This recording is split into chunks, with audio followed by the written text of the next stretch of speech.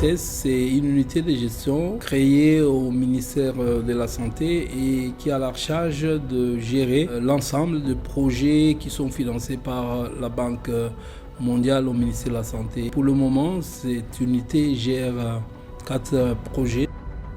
Le PDSS, Programme de développement du système de santé, le PUARP qui est le projet d'appui à la riposte contre la Covid, le REDICE qui est un projet régional focalisé sur le renforcement du système de santé et enfin il y a le projet multisectoriel de nutrition et santé PMNS focalisé sur la lutte contre la malnutrition chronique.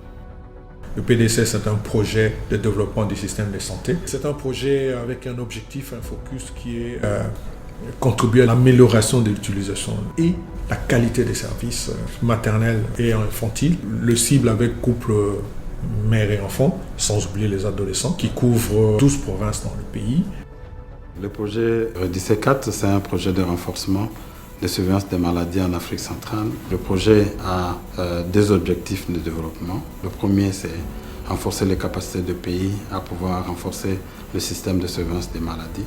Deuxième, en cas d'urgence déclarée, riposter le plus rapidement. L'objectif du projet multisectoriel Nutrition et Santé est de contribuer à la réduction du retard de croissance chez les enfants âgés de moins de 2 ans. Il intervient au niveau de 4 provinces qui sont le Kwilu, le Kasaï central, le Kasaï et le Sud Kivu. Le projet Covid, en fait, lui, il a pris naissance au moment où il y a eu l'éclosion de la découverte du premier cas Covid dans le pays. C'était en mars 2020. Et donc le projet initial visait essentiellement d'aider le pays à se préparer à cette maladie. Et deuxièmement, au cas où il y avait des cas, à riposter. Et ce financement additionnel compte à compléter les actions du financement initial, mais surtout de renforcer la vaccination contre le Covid. L'objectif de cette unité de gestion, c'est capitaliser toutes les ressources qui sont mobilisées par le gouvernement à travers la Banque mondiale pour, de manière générale, je dirais, le renforcement du système de santé et actuellement beaucoup plus pour aider le ministère de la Santé d'aller vers la couverture santé universelle.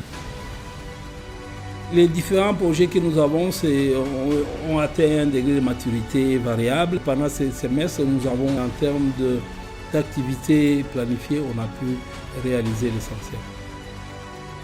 130 centres de santé et 22 hôpitaux qui sont prévus pour être réhabilités et construits.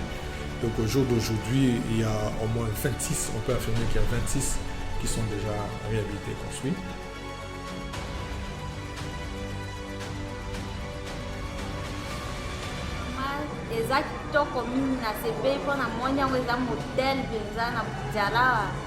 Parmi les dispensaires, il y a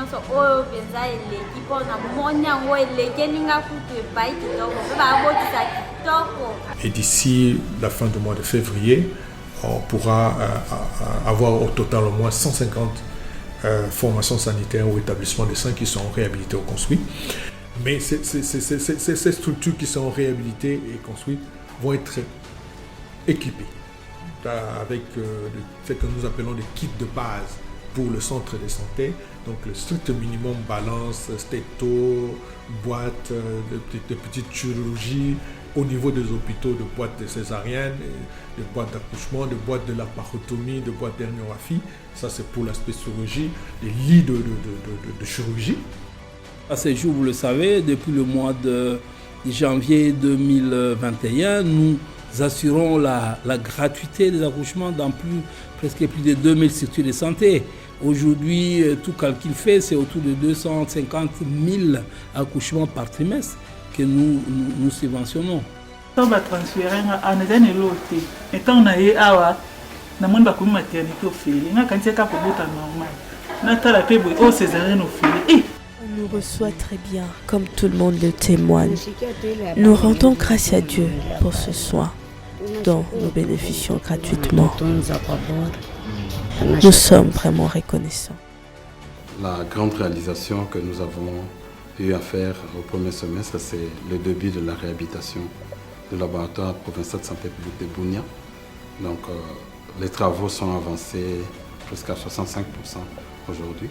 Nous avons signé 2 protocoles d'accord avec l'OMS et l'UNICEF pour les activités de renforcement du système de santé à l'Équateur. Je voudrais pour terminer remercier au nom du gouvernement la Banque mondiale pour ce financement de l'OMS et de l'UNICEF à travers son unité de gestion du REDIC 4 qui ont accepté tous ensemble d'accompagner la province de l'Équateur vers le pas de sa résilience post-Ebola. Grâce à ce mémorandum d'entente, nous avons eu à riposter efficacement contre l'épidémie d'Ebola qui a eu lieu à l'Équateur le mois passé. Grâce aussi à cet appui que l'épidémie ne s'est pas trop étendue.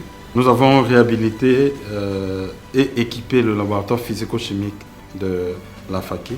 Et en ce premier semestre, nous avons finalisé les états des lieux des 2 autres laboratoires, dans 2 autres modules.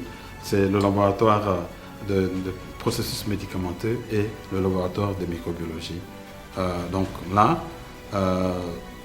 d'ici la fin de l'année, nous aurons 2 laboratoires pimpant neufs sur ce site de la FACI. On est en train de finaliser la formation de presque 600 prestataires au niveau des équipes 4 des zones de santé de 7 provinces cibles sur la formation en surveillance intégrée des maladies et ripostes, 3e édition. L'année académique à l'école de santé publique a démarré pendant ce premier semestre où il y a 84 étudiants boursiers dans 3 filières de l'école de santé publique afin de nous produire des spécialistes ou des apprenants qui auront un master en santé publique dans 3 domaines, donc santé communautaire, santé environnement ainsi que l'épidémiologie de terrain.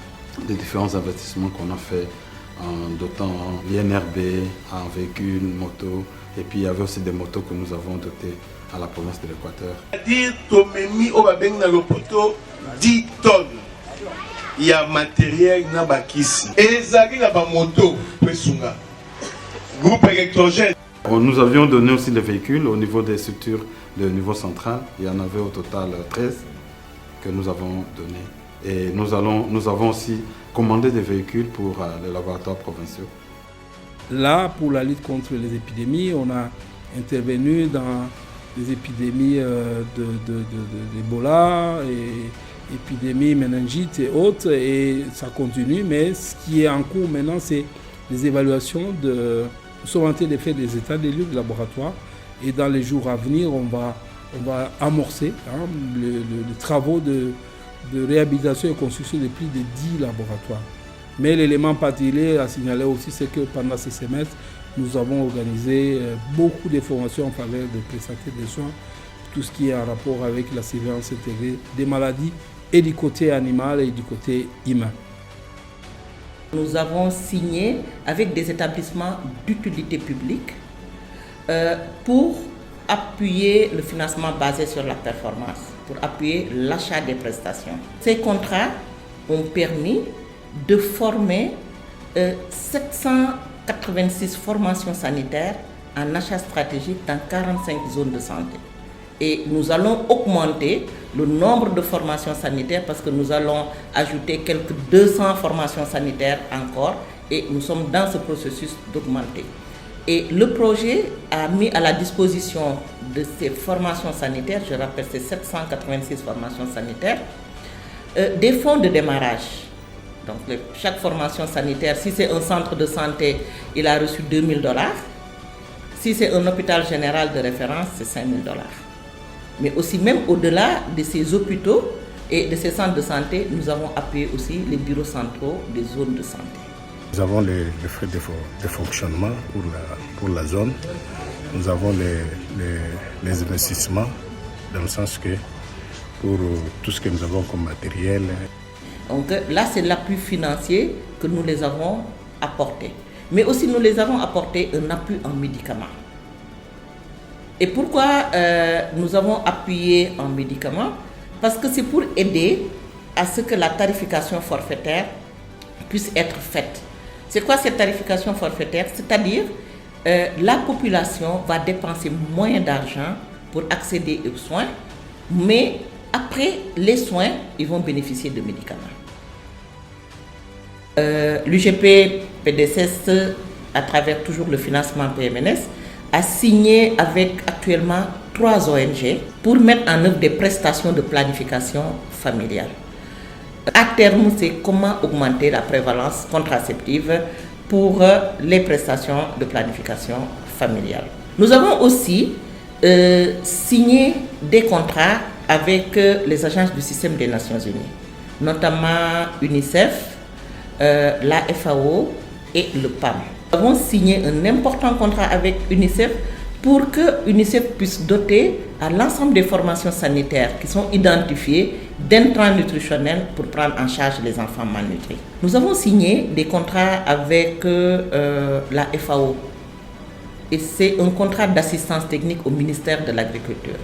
Et l'objectif de ce contrat avec la FAO que nous avons signé et où les activités ont même démarré, c'est que la FAO va doter les ménages vulnérables de kits agricoles et de kits de petit élevage.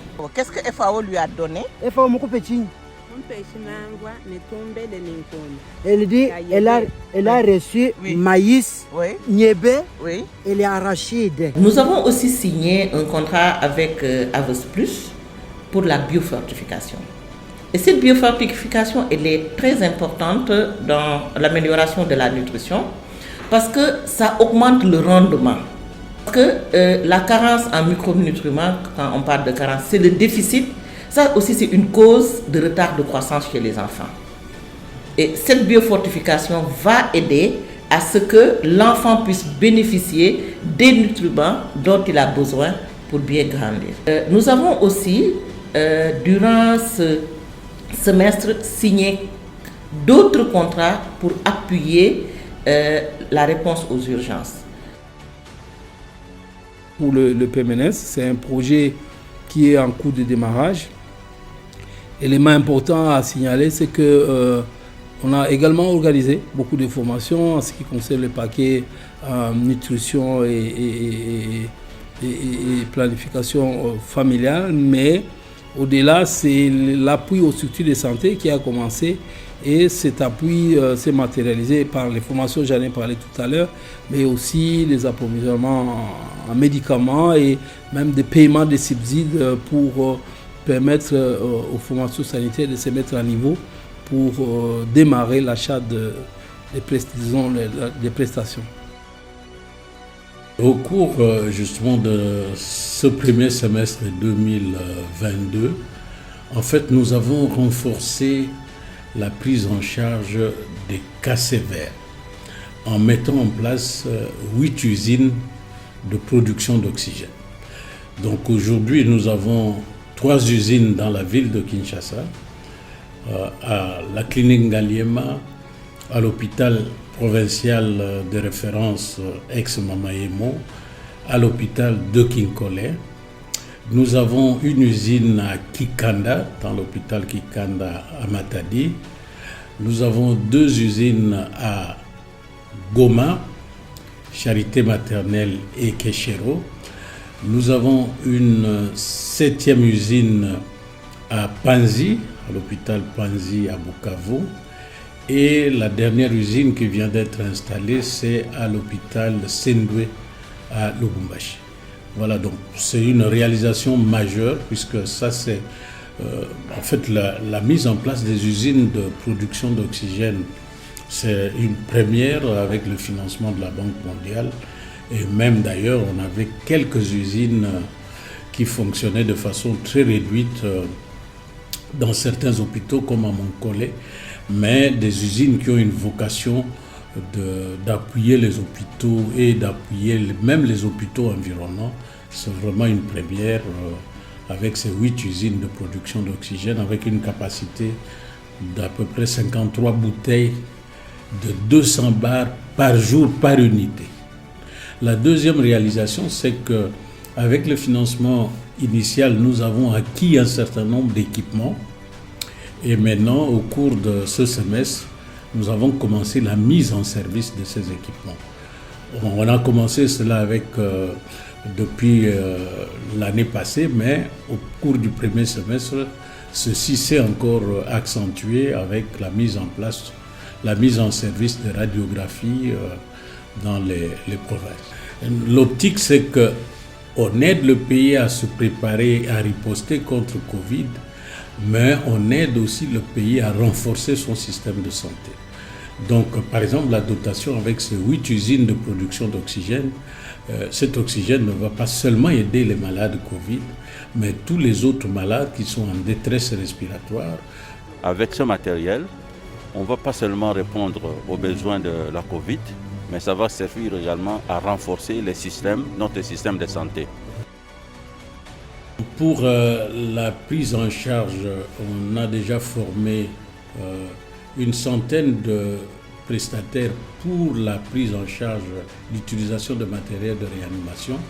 Et là, avec l'OMS, nous allons faire la formation de 430 prestataires supplémentaires pour l'utilisation du matériel de réanimation.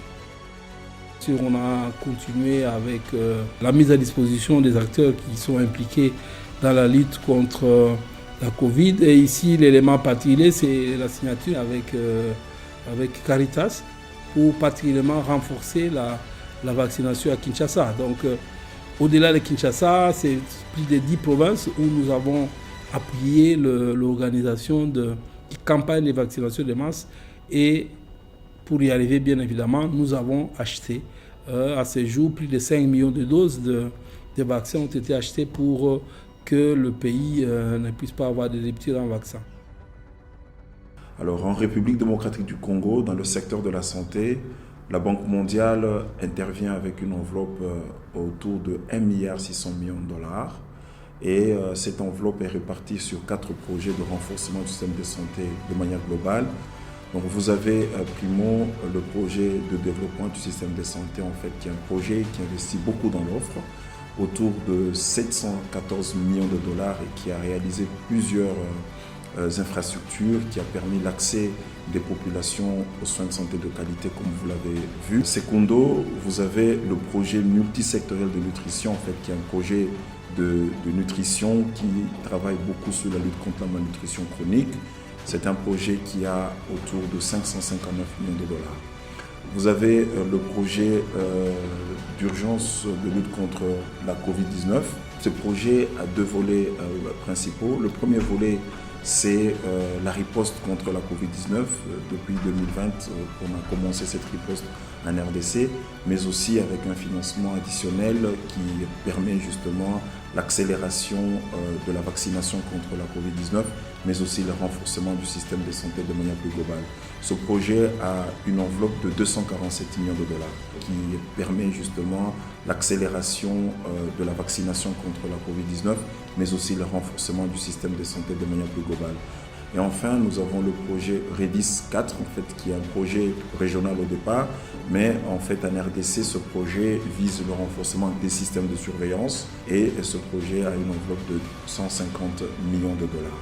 Et c'est des projets qui contribuent énormément à la couverture sanitaire universelle. Et dans les provinces où nous sommes, vous êtes rendu compte que nous sommes quasi dans toutes les provinces, avec les 4 projets. La Banque mondiale est en train vraiment d'apporter une réponse court, mais aussi long terme. Court terme notamment dans tout ce qui est lutte contre les épidémies. Dans le long terme, c'est vraiment le renforcement du système de santé, la création d'un système de santé résilient qui va permettre à ce que les populations puissent être prises en charge correctement à travers l'ensemble du territoire national.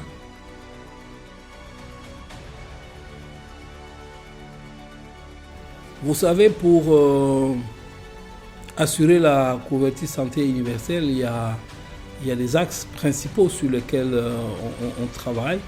Il y a d'abord le paquet de soins à offrir. Il y a la définition de la population à couvrir. Et enfin, il y a la réduction de la charge financière de ménage. Et quand vous voyez l'ensemble des projets que nous appuyons, nous travaillons effectivement sur ces différents axes. Il y a bien sûr, nous avons dit, nous sommes dans 20 provinces, en termes de population, c'est au-delà de 30 millions d'habitants. Quand vous regardez les différentes interventions sur lesquelles nous focalisons nos efforts, vous avez la santé de la mère et de l'enfant qui qui est le volet prioritaire. Il y a les accouchements, les soins avant les accouchements, la vaccination. Nous sommes, avec le projet nutrition, nous sommes dans la lutte contre la malnutrition, nous sommes dans la planification familiale. Lorsque vous allez du côté de la lutte contre les épidémies, nous sommes avec le projet urgence Covid et nous sommes avec le projet renforcement du système de santé. En bref, et au-delà de ça, nous réduisons la barrière financière pour l'ensemble de populations bénéficiaires de nos interventions, et cela s'est fait à travers l'achat stratégique. Vous savez, nous négocions des tarifs, nous réduisons les prix à payer par le patient, mais au-delà, en période des épidémies, nous assurons même la gratuité des soins aux populations vulnérables. Et donc, de manière ramassée, à travers notre intervention sur ces différents axes, vous pouvez bien comprendre comment l'unité de gestion est incontournable pour aller vers la couverture santé universelle. C'est un projet très important et que Dieu accorde une longue vie à son initiateur. Grâce à ces projets, les pauvres viennent se faire soigner et les mamans stériles obtiennent des grossesses et ils sont devenus des mères.